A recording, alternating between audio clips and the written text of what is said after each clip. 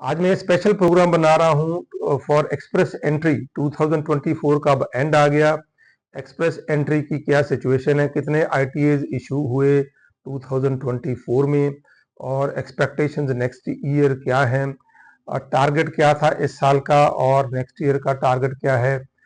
जो 50 एलएमए के पॉइंट्स की बात हो रही है, क्या वो खत्म हो गए या कब खत्म होने की संभावना है, और आने वाले साल में जो सीआरएस का स्कोर है उसकी क्या सिचुएशन हो सकती है। साथ साथ में हमारे कुछ जो रिजल्ट्स लेटेस्ट आए हैं एक्सप्रेस एंट्री के थ्रू, उनकी बात भी करूंगा। स्वागत आप सबका हमारे यूट्यूब के चैनल के ऊपर। मेरा नाम पृथ्वीपाल सिंह गिल, मैं एक लाइसेंस्ड और रेगुलेटेड इंडियन इमिग्रेशन कंसल्टेंट हूँ। एक छोटी सी रिक्वेस्ट, इस वीडियो को शुरू करने से पहले अगर आपने हमारा यूट्यूब का चैनल अब तक सब्सक्राइब नहीं किया या पहली बार हमारे चैनल पर विजिट कर रहे हैं, मेरी रिक्वेस्ट है जरूर सब्सक्राइब करें। हम बहुत तरह के informative videos specially regarding Canada immigration इसी प्लेटफॉर्म के थ्रू आपके साथ टाइम टू टाइम शेयर करते रहते हैं। सो 2024 का अब एंड आ गया, एक्सप्रेस एंट्री का भी ऑलमोस्ट एंड है। Next year will see new draws in express entry. इस साल अप्रोक्सीमेटली 1 लाख के करीब आईटीएज इशू किए गए, इन्विटेशन एक्सटेंड किए गए थ्रू एक्सप्रेस एंट्री। टारगेट था अप्रोक्सीमेटली 1,11,000 का।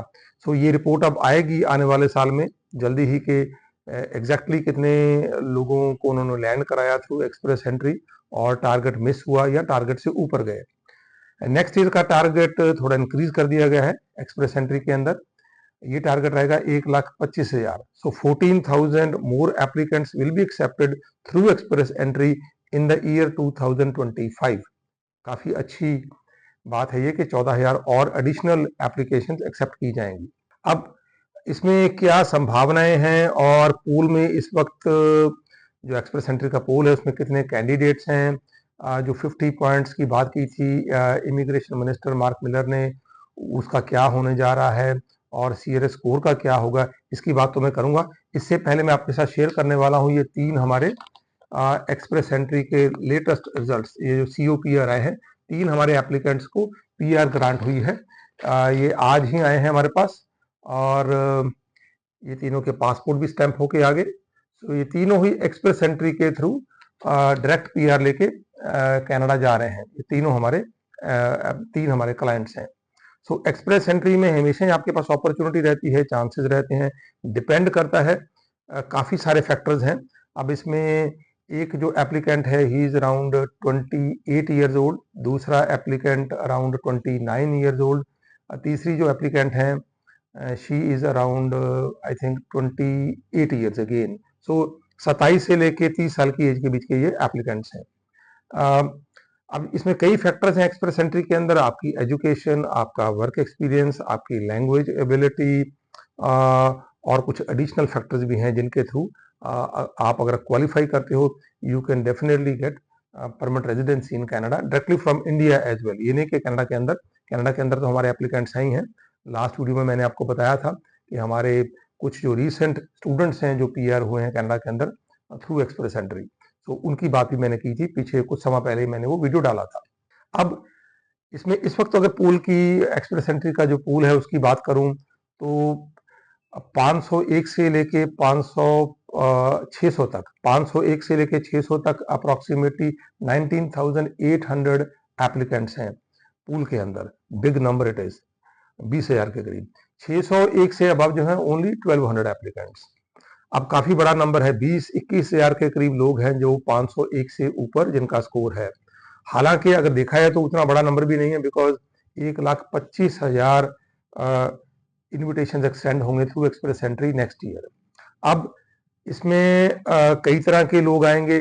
एक जो स्पेशल कैटेगरी जो नेक्स्ट ईयर ऐड की है वो की है इन कनाडा फोकस एप्लीकेंट्स के लिए। सो उसकी वो क्या है, जो लोग ऑलरेडी कनाडा के अंदर हैं through Canadian experience class and through PNP, these people will be selected and इनको इन्विटेशन एक्सटेंड होंगे।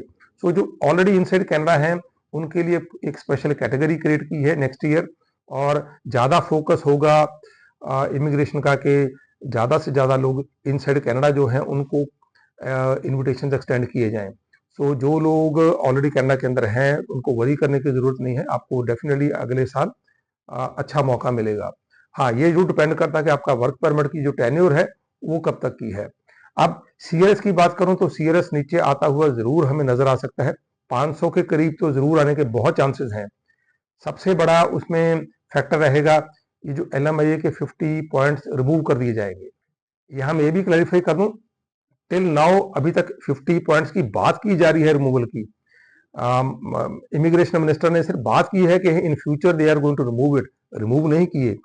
बहुत से लोग गलत इन्फॉर्मेशन दे रहे हैं सोशल मीडिया पे कि ऑलरेडी जो 50 पॉइंट्स है वो निकाल दिए गए हैं। नहीं, एलएमआई के जो बोनस पॉइंट्स मिलते थे they are still there, but हाँ उनका रिमूवल हो जाएगा मे बी इन फेब्रुअरी, क्योंकि इसको थोड़ा सा टाइम लगेगा इस सारे प्रोसेस को। उसके बाद देखा जाएगा कि पूल के अंदर सिचुएशन क्या बनती है। जैसे मैंने बताया कि 501 से लेकर 600 के बीच में 19,800 के करीब अभी एप्लीकेंट्स हैं, जो दिसंबर 16 तक का जो डेटा है। अब जब 50 पॉइंट्स रिमूव हो जाएंगे, अब सिचुएशन क्या बनेगी ये देखना पड़ेगा, क्योंकि ऐसे बहुत से एप्लीकेंट्स होंगे ये 19,800 में से जिनको एडिशनल 50 बोनस पॉइंट्स मिले हैं, and that's why their score has gone up above 500। अब अगर वो 500 पॉइंट्स निकाल दिए जाएंगे तो इनमें से बहुत से जो एप्लीकेंट्स हैं वो उनका स्कोर गिर जाएगा और उनका स्कोर 500 से नीचे आ जाएगा। That's why I am saying कि आपके लिए बहुत अच्छे चांसेस हैं कि सीआरएस का स्कोर नेक्स्ट ईयर 500 के करीब तो आता हुआ बहुत चांस है, नजर आएगा। 500 से नीचे भी आ सकता है। तो उम्मीद नहीं छोड़नी किसी भी एप्लीकेंट ने। International students and temporary foreign workers specially who are inside Canada और आप काम कर रहे हो, कीप ऑन वर्किंग, और साथ साथ में ये भी कोशिश कीजिए कि आप अपना जो सीआरएस स्कोर है उसको भी किसी तरीके से आप इंप्रूव कर पाए। अब किस तरह के एप्लीकेंट को ज्यादा पॉसिबिलिटी है आईटीए मिलने की, इनमें एक तो जो कैटेगरी बेस्ड जो ड्रॉज हैं वो तो आएंगे, जिसमें अगर आपके पास हेल्थ केयर ऑक्यूपेशन की कोई एक्सपीरियंस है या स्टेम फील्ड के अंदर आप काम कर रहे हो, साइंस टेक्नोलॉजी इंजीनियरिंग मैथमेटिक्स, आप ट्रेड्स में काम कर रहे हो, एग्रीकल्चर फील्ड में काम कर रहे हो, तो इनके लिए तो डेफिनेटली ऑप्शन अच्छी हैं। अगर आप फ्रेंच लैंग्वेज लर्न कर लेते हो आपके लिए भी कैटेगरी बेस्ड ड्रॉज के थ्रू आपको ऑप्शन मिल सकती है।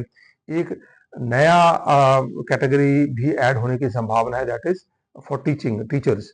अगर वो कैटेगरी आती है तो people who are working as teachers inside Canada, अगर आप टीचिंग का कोई आपके पास वर्क एक्सपीरियंस है या आप अर्ली चाइल्डहुड एजुकेटर हो तो आपके लिए भी अच्छा मौका है।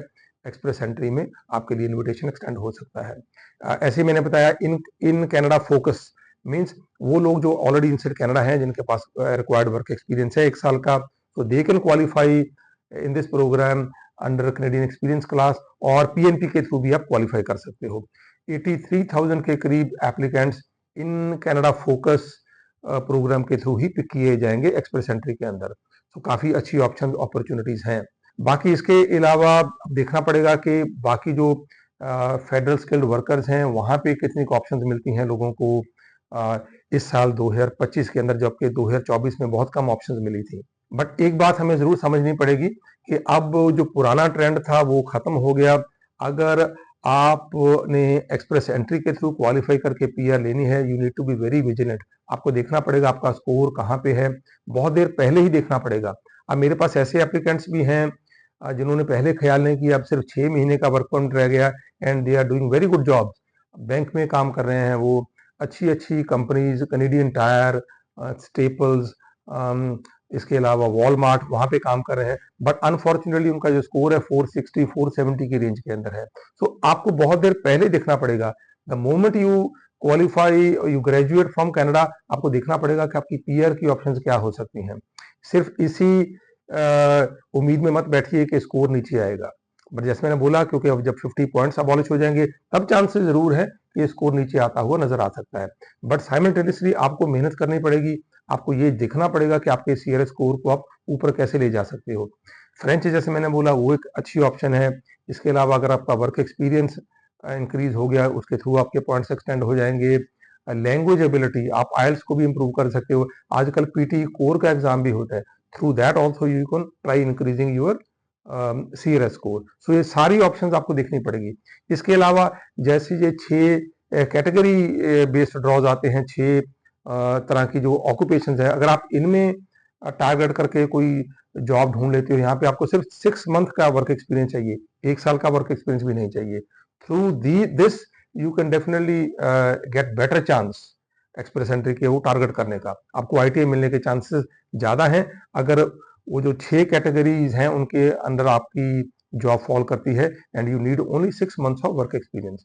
सो थोड़ी सी अगर आप मेहनत करते हो, थोड़ा सा सोच के समझ के, अगर हम परमानेंट रेजिडेंसी को टारगेट करते हैं 2025 इन कनाडा, बहुत से ऐसे एप्लीकेंट्स जो इस टाइम पे नामोश हैं या जिनको इस टाइम पे लग रहा है कि शायद उनका चांस नहीं बनेगा, उनका चांस जरूर बनता हुआ हमें नजर आ सकता है।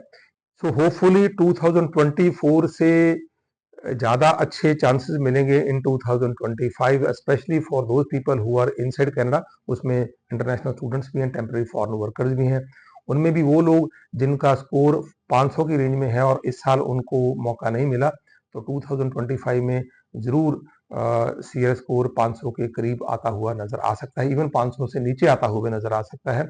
एंड बहुत से ऐसे एप्लीकेंट्स जिनके पास कैनेडियन वर्क एक्सपीरियंस है, उनको इनविटेशन एक्सटेंड होते हुए नजर आ सकते हैं थ्रू एक्सप्रेस एंट्री। आपकी कोई कनाडा पीआर की एप्लीकेशन है, वर्क परमिट की एप्लीकेशन है, विजिटर वीजा की एप्लीकेशन है, स्टूडेंट वीजा की एप्लीकेशन है, आप इनसाइड कनाडा हो, किसी तरह की कोई सजेशन लेना चाहते हैं, जरूर हमें कंसल्ट कर सकते हैं। हमारे नंबर सामने डिस्प्ले हो रहे हैं।